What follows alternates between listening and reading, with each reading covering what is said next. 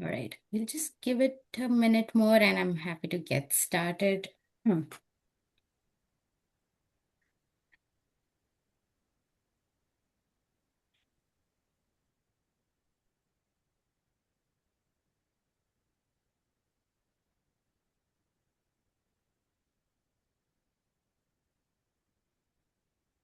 Oh, his chat is disabled.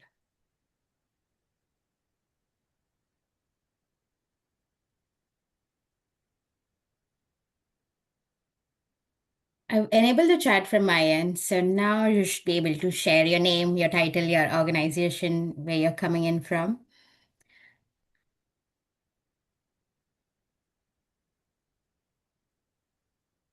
Awesome.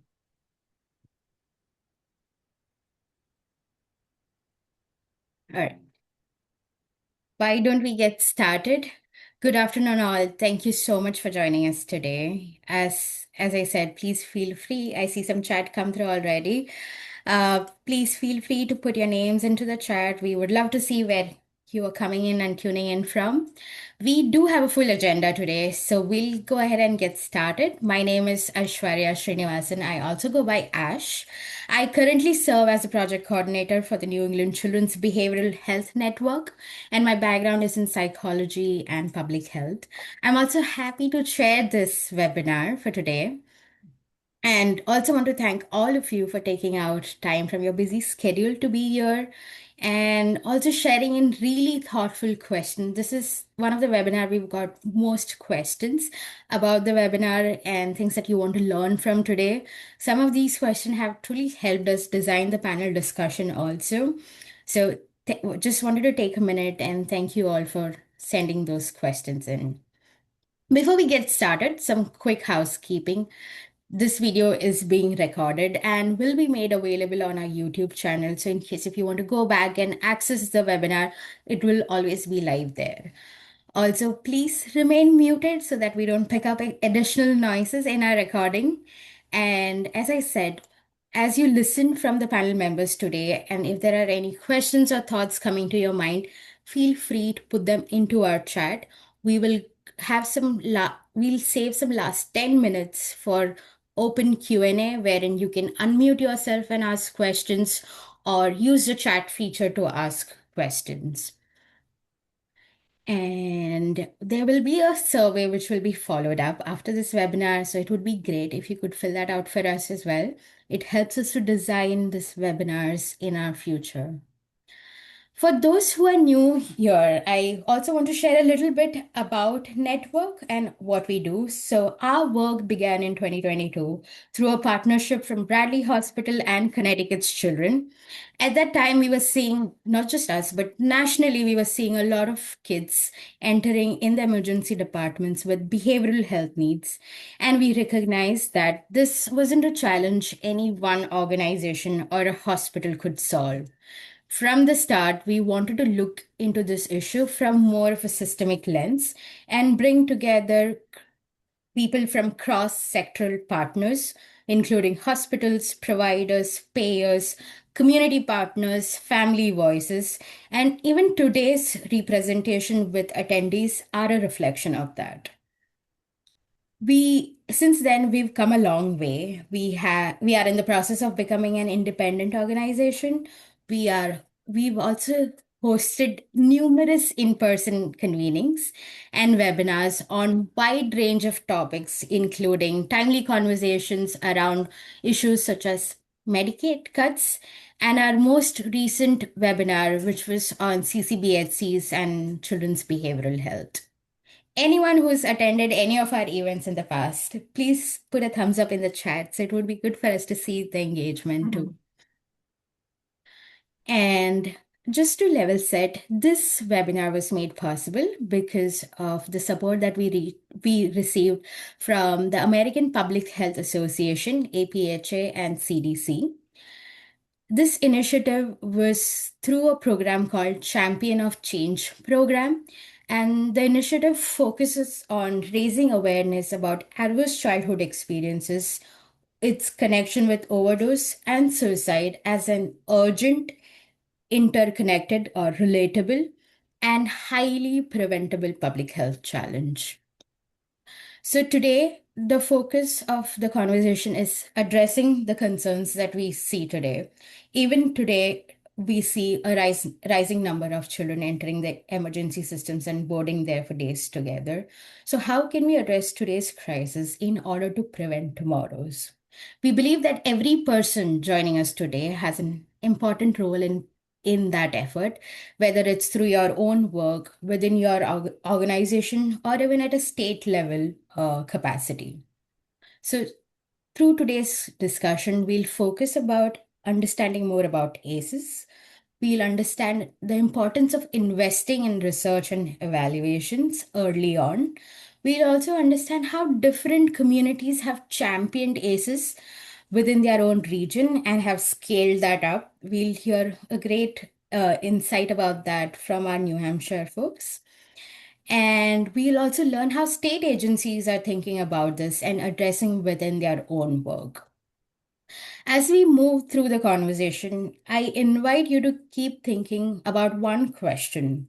How can I bring a stronger ACEs prevention lens into the work that I do?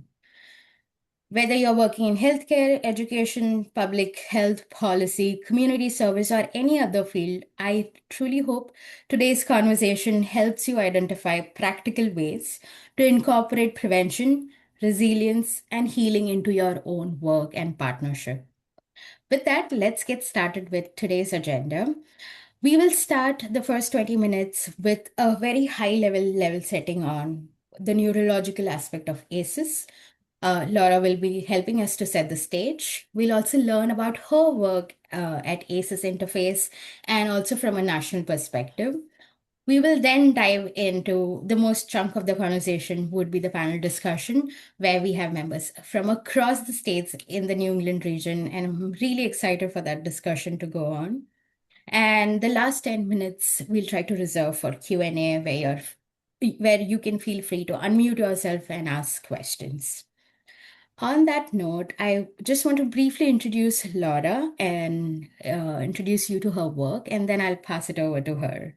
Laura Porter is a co-founder of ACE Interface LLC and a nationally recognized leader in applying adverse childhood experiences, resilience, and neuroscience, which stands for neuroscience, epigenetics, ACEs, and resilience, to improve population health. For more than 2 decades, she has worked with communities, tribal nations, states, and federal agencies, along with local leaders across the United States to implement trauma informed prevention focused strategies that strengthen individuals, families, and communities.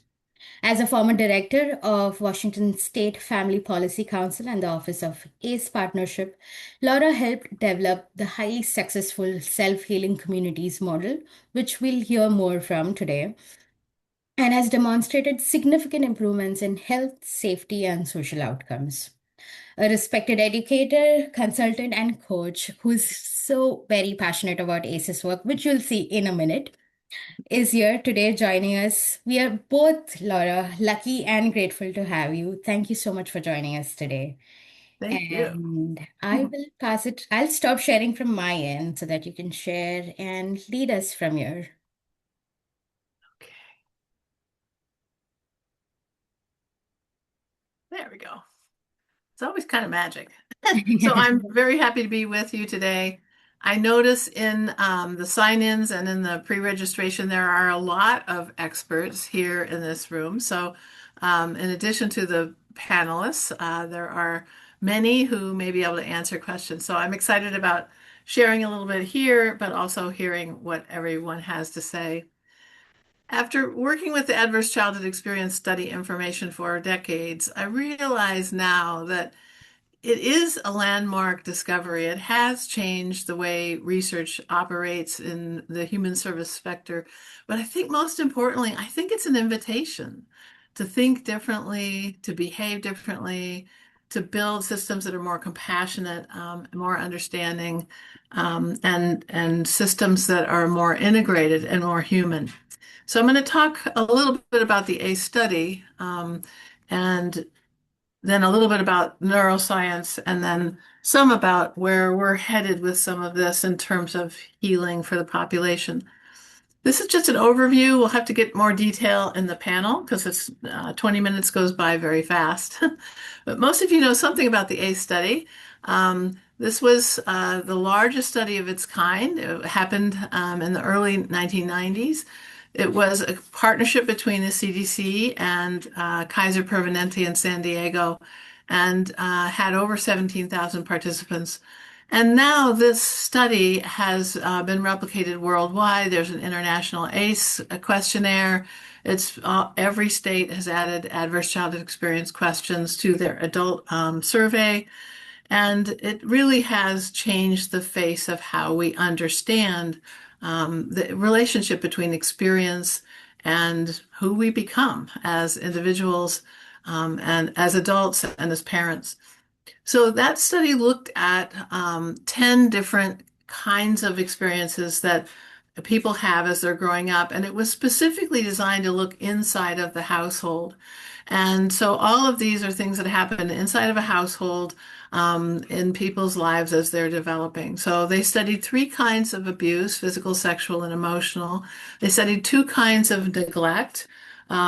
Which, by the way, was pretty visionary on their part. I think after that, we have had a lot of research that shows how powerful neglect is on neural development and epigenetics. But at the time, it was a lot of awareness on their part to make sure they included these two kinds.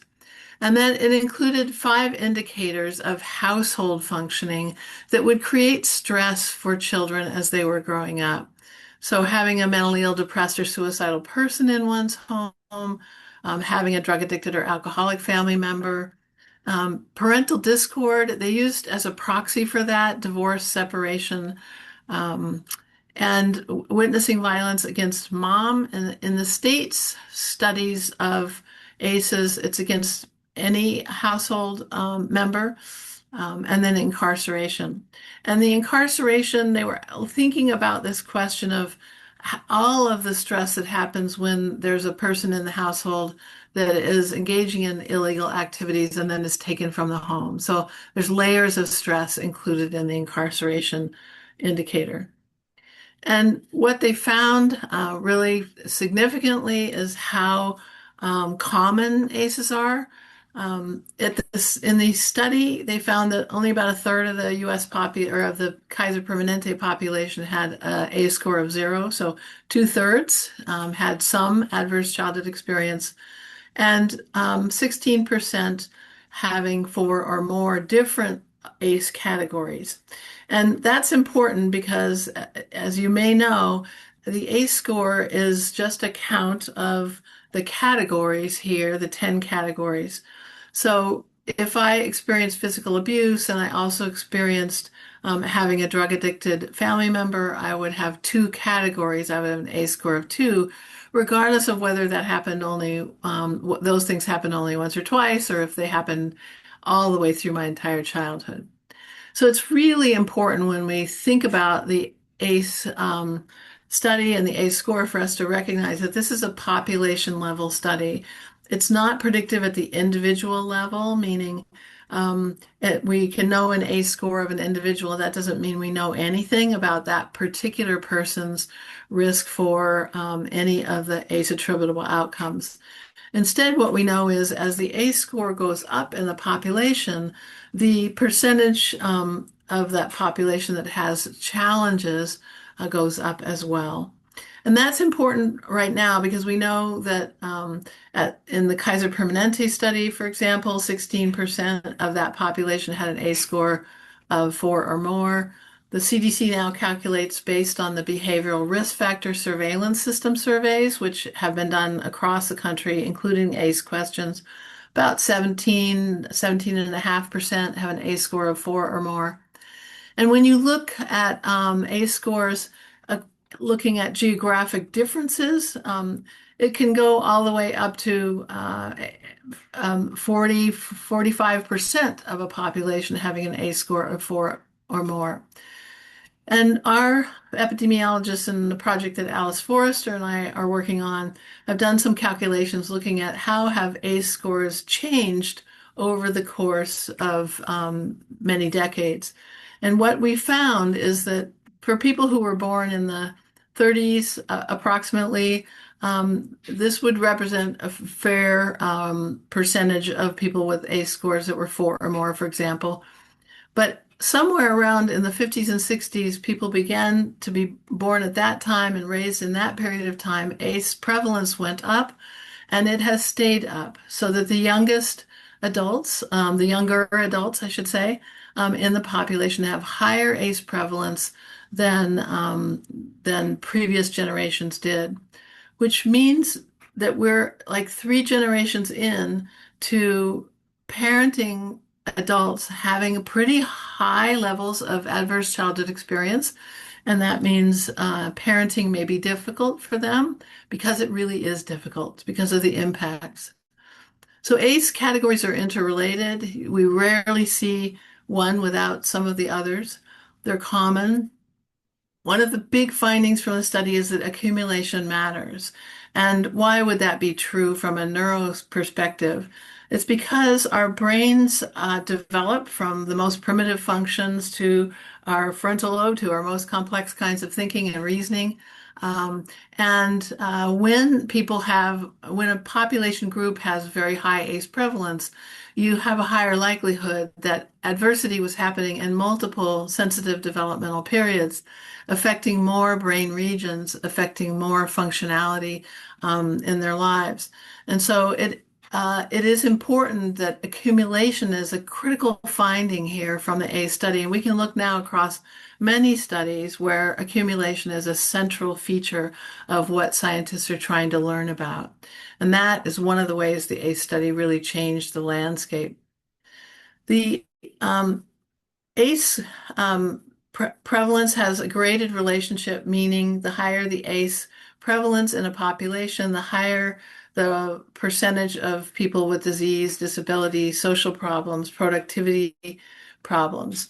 And so we think of the ACE score as kind of a proxy for a measure of childhood stress or the dose of childhood stress. Certainly, these 10 adverse childhood experiences are not the only adverse childhood experiences that change neural development and epigenetics, but they are what Dr. Rob Anda, who was a co-principal investigator of the ACE study, what Rob Anda says there, it's a sticky set of inquiries, meaning the ACE questions seem to um, cover many areas more beyond just the topics in the questions. So it's a critical study also because the um, the prevalence in the population so reliably predicts challenges in the population. And prediction is important because it's the thing that lets us know that how highly preventable these problems are. So I'm not going to go through a bunch of slides, so I stuck a bunch of these charts on one slide here. The ACE score in a population has a dose-response relationship to many challenges. And the dose-response relationship, if you imagine across the bottom of each of these charts, there's ACE scores of 0, 1, 2, 3, 4, 5 or more. As the ACE score goes up, you see the percentage of the population with, on the top, behavioral health challenges, in the middle, physical health challenges, and on the bottom, relational and work challenges. And we could spend a day walking through how many of these kinds of dose response findings there are from the ACE study, but this gives you a sense of the breadth of impact of the adverse childhood experiences on population well-being. It means that in a place where the population has very high ACE prevalence, we're going to see more of these things. That means if you're working with a work team that has high ACE prevalence, which often in the behavioral health and social services field, we have teams with higher ACE prevalence. It seems to be partly how we're attracted to the work. We want to make a difference in the world. we're going to see more of these kinds of problems. And we might need to help each other navigate world where we might experience more illness or we might experience difficulties in various different ways. So this is just a partial list of the kinds of outcomes that we know are attributable to adverse childhood experience risks, major diseases, including the major causes of death, mental health challenges, health and social problems. But I think one of the most important things that we are learning about now is intergenerational ACE transmission. That some of these challenges that have their origins in adverse childhood experience cause a higher risk for mental illness, drug or alcohol problems, difficulty with relationship, family violence, and incarceration, and all of the things that go into becoming incarcerated. That means that people land in this wonderful world of parenting with challenges that make it more difficult for reducing transmission of ACEs to the next generation. And that, I think, is a really strategic focal point. These big challenges in life don't occur suddenly. We can actually see risk coming. We can understand through hearing people's histories how the kinds of challenges we might be asking about. But our systems are not designed to do that, right? Our systems are designed to respond only to one type of challenge in life at a time. And there's not enough capacity in the system to respond to all of the challenges, which means we have a system that was built during a time when ACEs were less common, quite frankly. And so we could build a system for crisis when crisis wasn't as common. But now the adverse childhood experience prevalence is much higher. These kinds of challenges are much more common. And if we want to reduce the transmission of ACEs to the next generation, we have to embed more holistic strategies in order to succeed with that. So I've already said this, ACE score is proxy for the dose of stress during childhood. And so we use it as a predictor, not as a discrete list of everything that could affect development, just as a predictor. Because the memory of our experience is actually stored in the body. And as experience is repeated, especially during sensitive or critical developmental periods, that experience is shaping our brain development. It's shaping our epigenetics, the expression of our genetic code, the instructions from our genetic code to our cells. And early patterns can persist because the adverse childhood experience is actually affecting the structure, the mass, the function of these of critical parts of our development. The effects reach beyond the brain. I am going to talk a little bit about the brain because of your questions, but I want to just make the point that neurodevelopmental adaptation is one of many ways that adversity during development makes a difference. Changing our stress adaptations, altering how we respond, is partly a brain development issue, but includes also our psychological and interactive and other kinds of factors. The ACEs can affect the immune and inflammatory systems, and so a person can have no behavioral health challenges at all and still have deep ACE effects through inflammation and illnesses related to it, and difficulties with the immune system. ACEs can affect metabolic regulation, including energy regulation, appetite, sleep. And these are important because, for example, sleep, a really critical issue, especially for teens and young adults, and it can be quite difficult for people who've had a lot of adversity growing up. And then behavioral and social adaptation. So I want to just give you a couple of examples about um, how infants and parents relate in a way that is protected and makes a difference, and then tie that to what you might be seeing in your work. So this relatively new research, two-brain research, looking at the synchrony between the way a new infant's brain is lighting up, is operating, and the way, in this case, the mother's brain is lighting up and operating. And if you Google this, you can see images where there's the baby's brain, the mom's brain, and they have the same pattern of activation. And why is that? It's because when the infant is born with the ability to give these cues to her caregiver through touch and sound and nursing, cuddling, all of those things. And what happens is that those cues activate in mom a release of oxytocin. Oxytocin, the chemical that allows us to have preference for our particular relationship, and the release of dopamine, the neurotransmitter that allows us to anticipate joy. And so this dance that happens when baby gives cues and mom's physiology responds with oxytocin and dopamine is a messaging system that says we can anticipate joy and safety with one another. We are an important dyad in the world. And that's really important, not only because children need great attachment when they're young, and that's one of the primary ways that it's built, but also because we now understand that when mom's brain releases dopamine and oxytocin and all of the connections that it creates throughout the body, it generates a message to the baby's developing body and brain about the importance of releasing oxytocin and dopamine.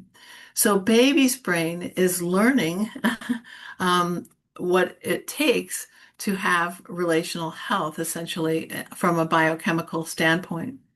And so we now understand that the set point of that next generation, how much oxytocin and dopamine are released and uptaken into the system, is largely set early on in this relational dance that is happening. So, because I'm old now, I know that all the drugs of choice throughout my entire adult life have been dopaminergic, meaning people are seeking this wonderful thing that happens when you have enough dopamine. And that is, we can anticipate joy. We can plan for it. We have this reward reinforcement that's in the form of joy. And when we have whole generations with much higher adversity, we have more of that desperate need for dopamine. So, from my lay perspective, I would say we've built our own substance addiction problem in by looking the other way in these earliest years when development is so fragile. The brain is predictive, and so the early experiences we have, including experiences that evoke fear or terror, they change the way brain regions, including the hippocampus and the amygdala, operate. So the amygdala ramps up our response so we can be more swift and better at reacting in dangerous situations. And the hippocampus registers that experience and says, when it's like this again, I'm going to tell you to ramp up again. So it's predicting all the time. The brain is predicting how much danger will we have? How much safety will we have? And the memory of those experiences will generate responses later on based on the hippocampus sending this message to the amygdala. You should ramp up your stress response. So we may find that for some reason we may walk into a room and something about the smell of the room or the quality of the light is causing this stress in our bellies, and we're reacting in ways that have probably nothing to do with that particular room. They might have to do with how the brain is interpreting that environment, that set of sensory input. So, from a neuroscience perspective, we know that adversity changes our ability to process sound and the things that we see, and that makes a difference for how we perform in school and how we have relationships and how we perform at work later on. It affects our ability to regulate our emotions, but also our body functioning. It changes our spatial memory, our sense of how to navigate physically through the world. And we may have lots of people who seem to be lost a lot. That could be the effect of adversity, especially during middle childhood, when those spatial kinds of processing are critically forming. It changes our attention, our executive function, our ability to pick up on social cues, and, and it can lead to mental and behavioral health challenges. For those of you interested in your staff, I just put a few reminders of executive function that are affected by adversity during childhood, and you may find that accommodations around these things make a big difference for people on your staff, and they might not even know they're challenged here. So I think it's really important that everyone understand about adverse childhood experience because then we can make the sentences. We can share with a coworker, look, I'm not very good at remembering information. I have to take notes all the time. So can you support me in making sure that note taking is an option, etc. So I think being able to make the sentences about where life is challenging for ourselves is really an important part of what we do to make a system more trauma informed. So I want to just take a few minutes to talk about um, this notion of how do we work with the fact that we have generations that have experienced a lot of adversity. It means that some aspects of parenting, some aspects of relationships, some aspects of community leadership will be more difficult now than perhaps 30 or 40 years ago. And so we have to think about what are the healing experiences that make a big difference for the adult generation who will be the parents of the next generation. The most powerful people for preventing ACEs are parenting adults and the circle of people around them. So I think there's a little bit of danger in focusing only on children because what happens is we forget that the environment that's being created around those children is created through the adults, and the adults are who needs the support for turning the corner here around ACE prevalence in the population. So we've been looking at this notion of critical factors, the kinds of healing experiences that produce a cascade of positive effects. And we could spend more time, but we don't have more time. I'm just going to run through 8. I'm not going to read everything on the screen. I'll send you this set of slides. But what we're finding is that there are many programmatic pathways to create these modes of healing. And these healing conditions are vital because they do create this cascade of positive effect across the generations and in individuals' lives. So certainly secure attachment, the ability to buffer stress through relationships with a larger circle of people around us, the ability to co-regulate and repair with caregivers. Children co-regulate, they do not self-regulate early on in their life. And so co-regulation is really a vital thing for people to understand. And if you're having challenges in your workplace or other places, having group work that's simple breathing, awareness, change into calming sound, etc., makes a difference to help people co-regulate. And then co-regulation and repair with community. We can have rituals and rhythm and movement, storytelling, things that help us build a culture of regulation that makes co-regulation easier for people. This notion of belonging and becoming, belonging in a way where your future self is most welcome, where your learning, your journey through life is celebrated. Identity safety, people's ability to express who they are and what their core gifts are, vital for this next historical section of our country, and purpose and contribution. The ability to contribute from one's own core gifts, and then the ability to buffer this generational transmission. And that means the ability to share with others what's difficult about parenting. The ability to organize a larger circle of supports really matters. And it matters because ACEs are predictable, and that means they're preventable. Thank you. I'm going to stop sharing and Thank you. Thank you so much, Laura. And when you, two things really stood out for me is how ACEs is a powerful determinant of health. When we speak about determinants of health, whether it's social or political, many times we do not entirely focus on how ACEs can be a strong determinant too. And another aspect that you spoke about how focusing on children is important, but focusing on that circle around them is Mhm. even more important. So today, all the attendees over here represent that circle. And on that note, I'm so excited to kick off our panel discussion, which is a true representation of one of those circles. So let me change the view into gallery view so that all of us are visible. And I would love to get, Laura, we heard about your work, and I'm really curious also to hear about each of our panel members' work too. There is some unique innovation happening within each state. So, why don't each of you other panel members introduce yourself, share your title, share which state you're coming in from, and also speak about the program that you are currently working on in terms of ACEs prevention. So, anyone who would like to get us kick-started here? Go ahead.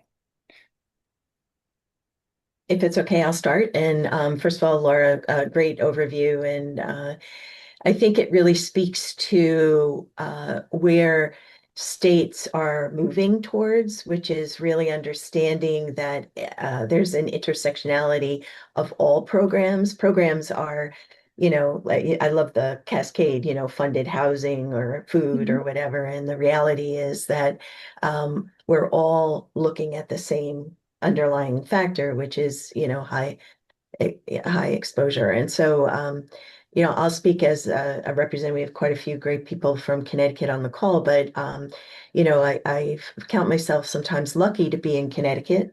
Um, uh, I think that they have been ACEs aware for a long time.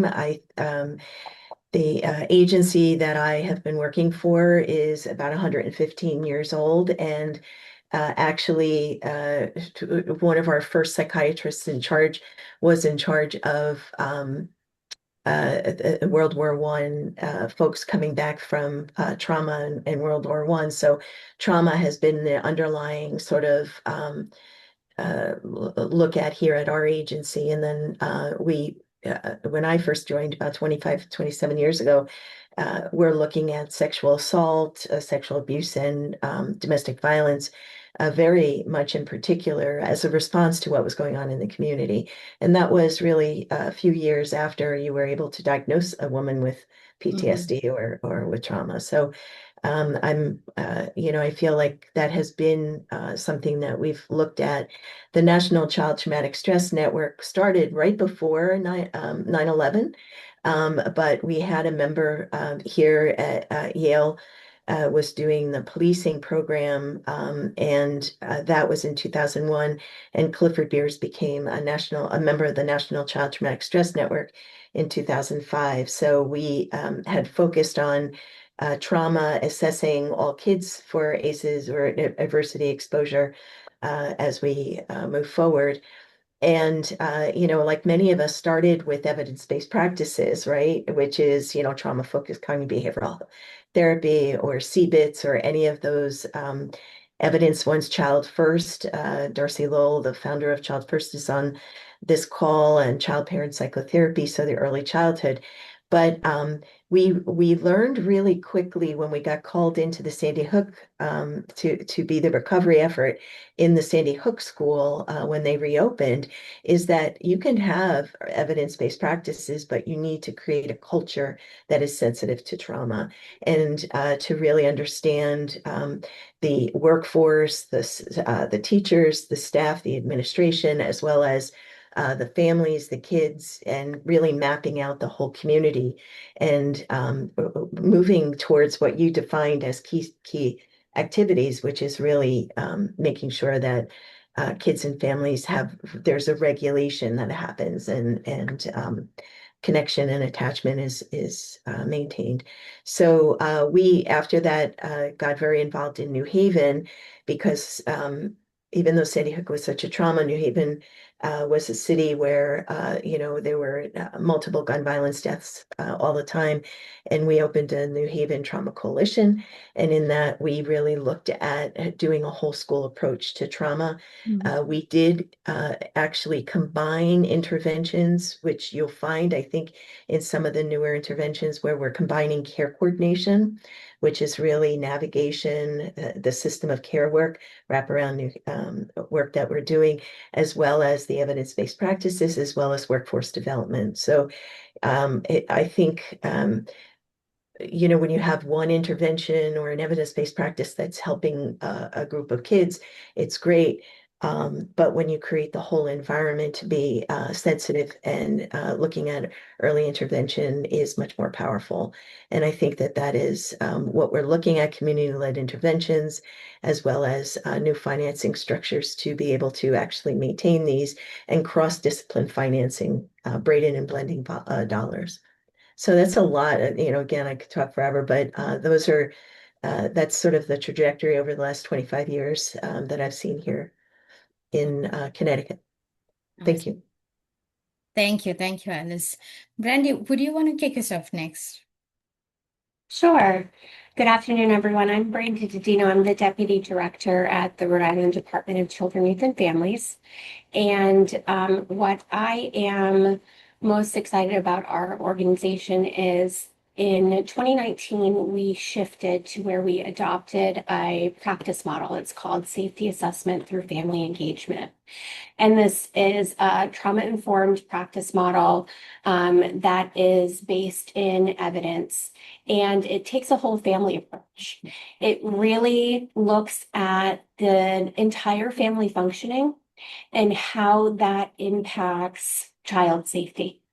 And so we recognize that many families who come to our attention and ultimately lead to the course of an investigation, the difference between them and families who don't come to our attention is often that natural support network. And so we are looking at not just the incident that came to our attention, but really how does that family function on a day-to-day basis? And is that child living in some state of danger? And if that child is living in this state of danger, our reflex is not to remove that child from the home.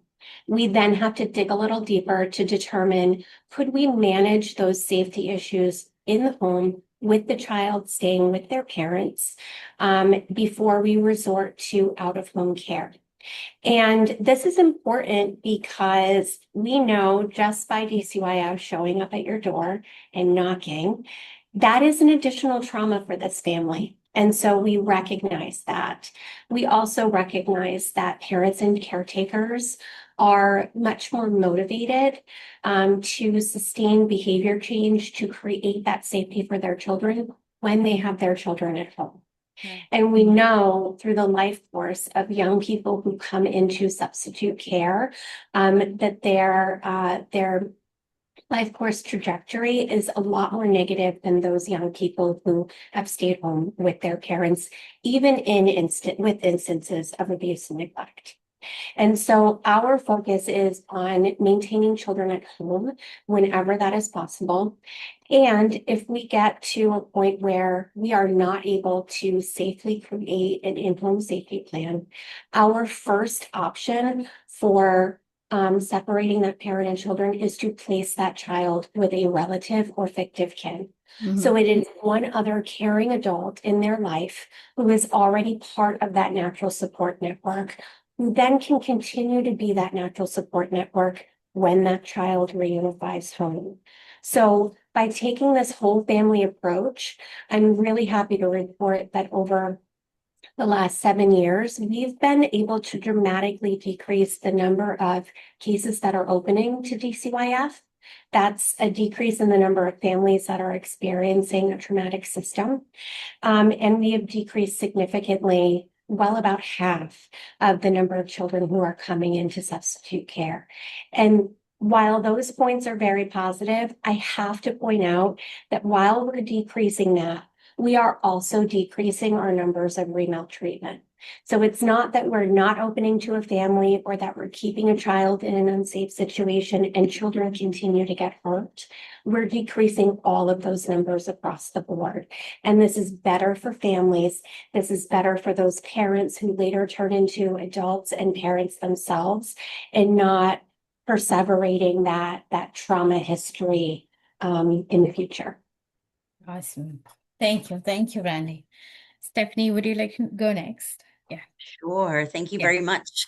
Good afternoon, everyone. I'm Stephanie Savard. I'm the Director of Strategic Initiatives at Neurological Health in Manchester, New Hampshire, and a licensed social worker. And I am excited to share a program that was designed literally back in 2016, but it actually came out of the interest and concern from a very different sector than many would imagine. Our local law enforcement in 2015 recognized many domestic violence calls that they were going on and walking away knowing that children had just witnessed a pretty severe and traumatic situation and not doing anything about the children in the home. And so study was done to research how many times are police going to homes where children are either in the home or around the home. And that year they discovered that there were 400 incidences domestic violence where children were in the home, and more than 28 children with sexual assault from another juvenile. And so they reached out to Amoskeag Health and said, what can we do about this? We can't walk away from children that are experiencing such trauma, observing such traumatic scenarios. And so the ACERT program was developed, which is the Adverse Childhood Experiences Response Team. We now actually have almost 20 response teams across the state and one in Massachusetts as well. And the way that the response team works is that all police reports that have a child listed within the report in some way, we have ACERT advocates that will review that report just to screen for appropriateness for the potential of risk of ACE's impact. We then contact the family and get permission to come out and see the family about 2 weeks after the incident has happened, so that the immediate stressors that have happened in the home have calmed down a little bit prior to having to have folks come into their home. And when we go out, the deployment includes a plainclothes police officer, as well as 2 ACERT advocates. And so we have a twofold initiative. It's really trying to take stigma away from police and have police be a part of this positive interaction with families and trying to bring supports to them, especially after having just had police involvement. And then the advocates are completing a needs assessment to learn more about what the family might need and provide referrals. And then I think, and I want to be very cognizant of time, I think probably the most important piece is that it's not just that we hand them a list of, here's some great resources, call them, take advantage. We actually have a partnership network who have all agreed that they will contact the family. So if a family says, I'm interested in this positive childhood experience, and we even educate them on what HOPE and PCEs are, if you're familiar with positive childhood experiences and why they're valuable to offset the impact of ACEs in that moment.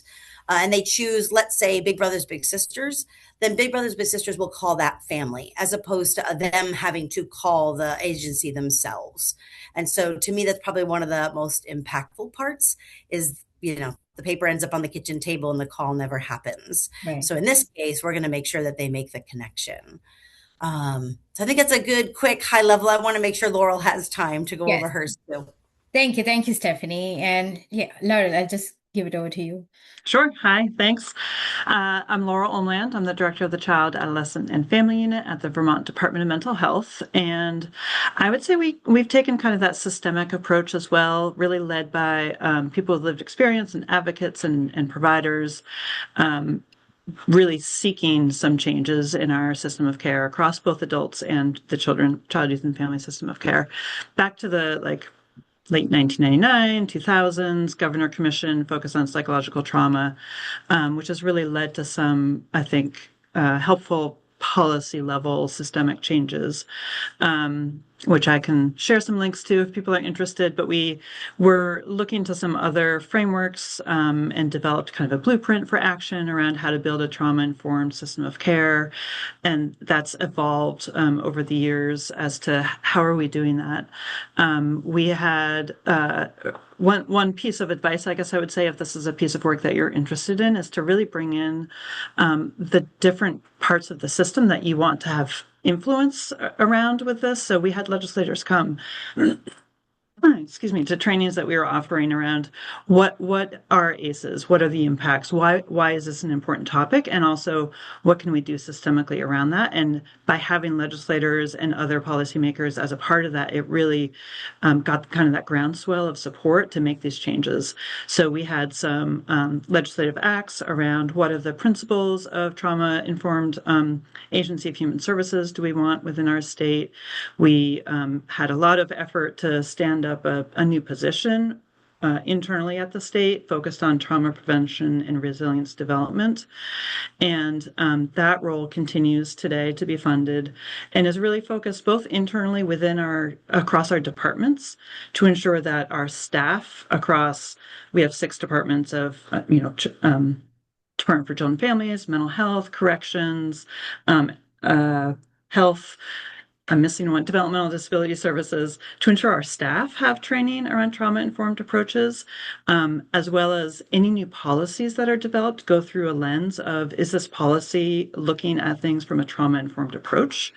And then also providing access to trainings across our system, because as I think others have so eloquently said, it's more than just treating the particular child or even the particular family. It's really how do we shift the whole system to understand what can I do in my role to support this recovery, resilience development, et cetera.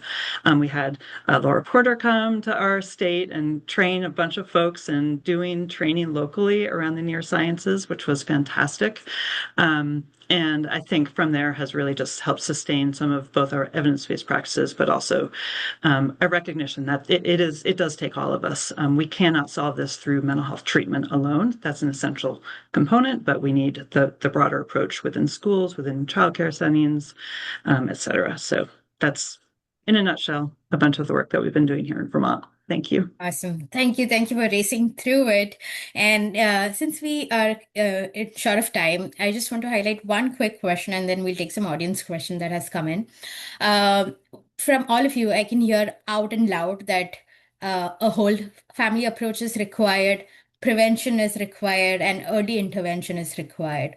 While we all know this understanding, it's still hard to make a case for funding for preventive work. So I'll open the question for the entire floor here. And from your experience, what are some challenges around funding that you see? And how have you tried to overcome it or are still trying to overcome it within your state? So if you could if you could quickly share your thoughts and then we'll take audience questions. I'm happy to jump in.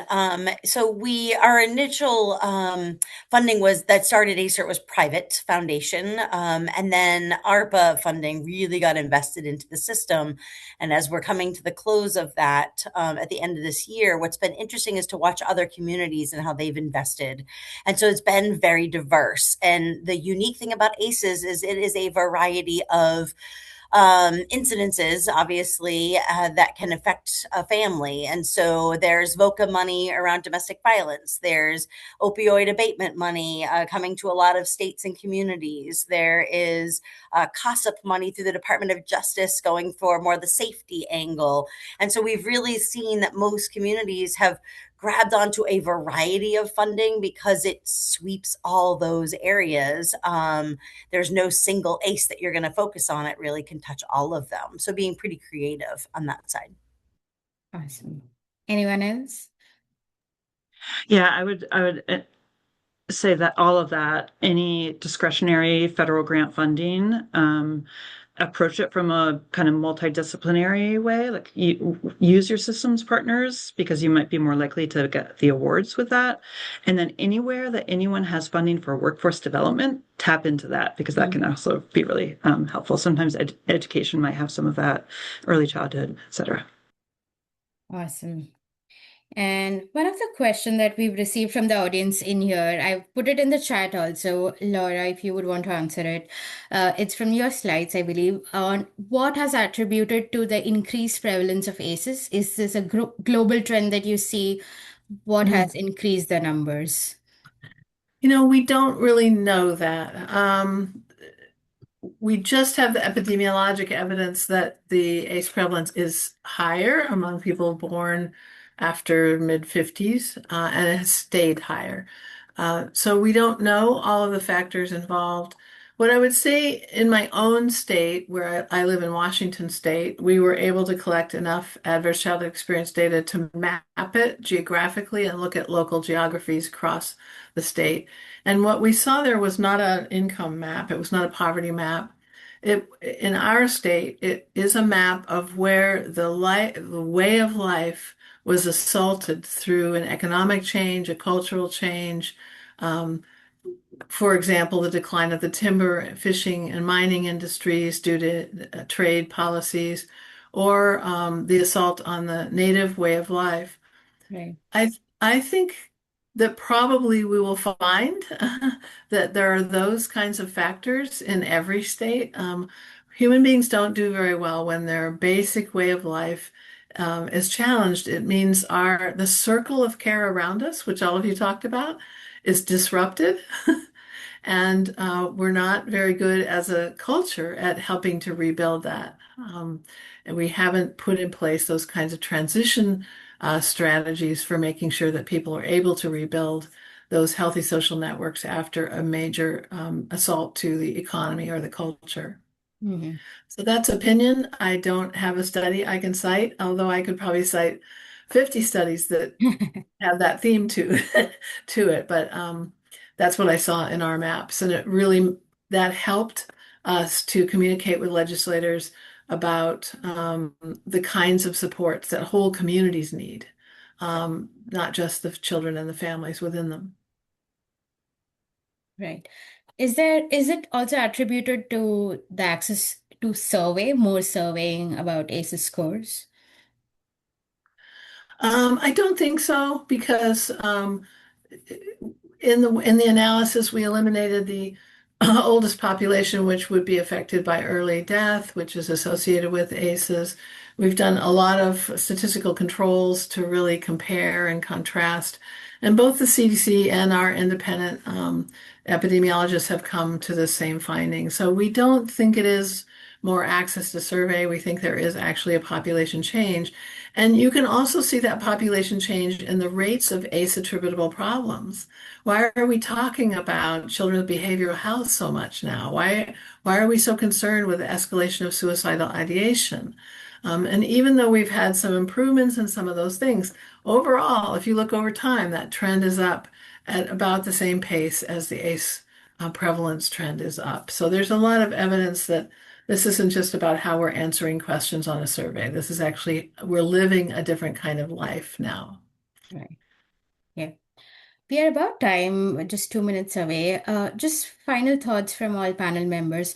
Do you see any policy changes that's already impacted from the data that you collected through your work or wish to see within your own state? So, two aspects of it. I can just say a couple things. We have now alternative sentencing in our state. Parents can be sentenced by judges to spend the last year of their incarceration in a structured reuniting the family support system. That was a major policy change in our state. We also have policies at the local and county levels to use police officers differently, like some of you talked about. In terms of when there's a first arrest of a child, the whole family has opportunity for support and change because we're watching for those transition moments in life where there's great opportunity. Mm-hmm. And so Brandy talked about that a little bit and what she was talking about with her child welfare. So we've seen many, but those are two examples. Thank you. Anyone else from the panel? I was just going to say an increase in training for law enforcement as a result of understanding ACEs. So more trauma-informed training on a more statewide level. We certainly are doing it with our communities that have ACE certs, but I think that it is starting to trickle out to even more, whether they have an ACE cert in their community or not, more trauma-informed training for law enforcement, which I think is really important. They're the first ones on scene with these children, particularly in that moment. Mhm. Yeah, I know that one of our towns in Connecticut is doing it even with the fire department, and doing checkups after, which is nice. But I also think the same is going for teachers and for the workforce in schools. I was going to say something similar around addressing secondary or vicarious trauma and having access to someone to help debrief after, for first responders, for example, has been an important part in our state too. I would mirror that in Rhode Island, in DCYF in particular. We do have a very robust peer support team that is trained in critical incident stress management. And so we have policies in place that if our staff is responding to particularly traumatic events, that we are also automatically connecting them to a member of our peer support team. And we're using a buddy system where we're not sending staff out by themselves in these events. We are pairing them up with other seasoned staff to help support them. Awesome. Thank you. Thank you all. This was a great discussion. We could touch topics from a neurological perspective, from a community perspective, and from an individual perspective, which is truly what we were hoping for. And I apologize, we had more questions. I really wish we had more time for this discussion to happen, but the recording will be available, and feel free to reach out to any of the panel members over here with further questions, or if you want to bring some of their work within your own state as well. On that note, a heartfelt thank you for all the panel members over here. Thank you so much for joining us, and we will stay connected. And I'll share the survey and the meeting minutes and the YouTube video as well. So stay connected. Thank you so much. Thank you, Ash. All right. Bye bye. Thank you.